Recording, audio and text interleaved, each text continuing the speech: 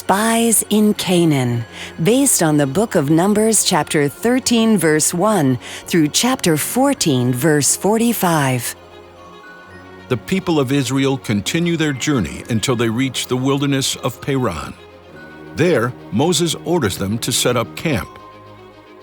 Moses calls one man from each tribe to attend an important meeting. We're on the border of Canaan, the land God has promised to us. But before we go into it, we must know what lies ahead. What are your plans? We need to explore the land, Joshua. We must find out what the people are like, how many rivers we will have to cross, how well the cities are fortified. It's a dangerous job, but it must be done.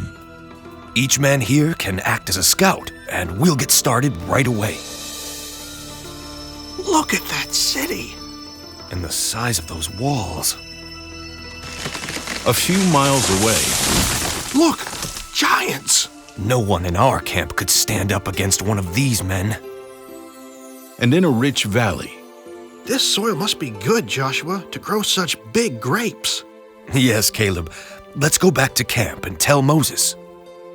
the whole camp welcomes the returning scouts. Look at those grapes. They make me think of the fruit we had in Egypt. Other scouts report what they've seen in Canaan. It's a rich country, good crops. but filled with giants and walled cities. I don't like it. We'll never be able to conquer them. Let's go take the land. Yes, with God's help, we can do it. But the other 10 scouts disagree with Joshua and Caleb. No, we're puny grasshoppers compared to the size of those giants. They'd wipe out all our men and make our children be slaves again. We can't stay here, but we can't go into Canaan. I don't know what we should do. I say we go back to Egypt. God led us here. Trust Him, and He will help us conquer the land He promised us. But can we be sure? Where is your courage and your faith in God? There is only one way to stop Joshua's wild talk. The people are frightened by the 10 cowardly scouts who tell them about giants and strong city walls. Angrily, the people turn against Joshua and his fellow scout Caleb. Stone them! Get rid of Joshua. But suddenly, Look over there! The tabernacle is burning! Don't be afraid. The tabernacle is not on fire. It glows like that because God is there, talking to Moses. inside the tent of meeting, Oh God, forgive my people. Don't destroy them, even though they have disobeyed you. Moses comes out of the tent of meeting, and a hush falls over the crowd. He raises his hand.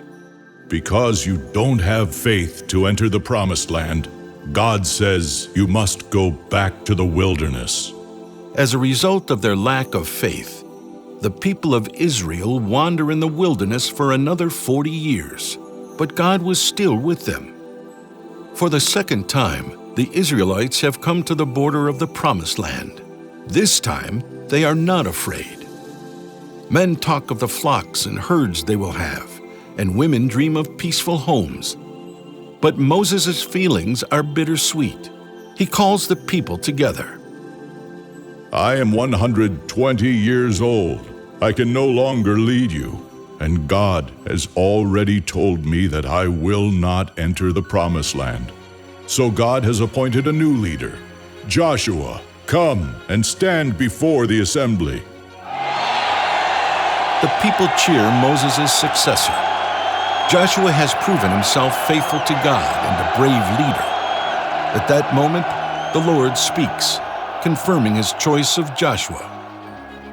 Be strong and courageous, Joshua, for you will bring the Israelites into the land I promised them, a land flowing with milk and honey, and I myself will be with you.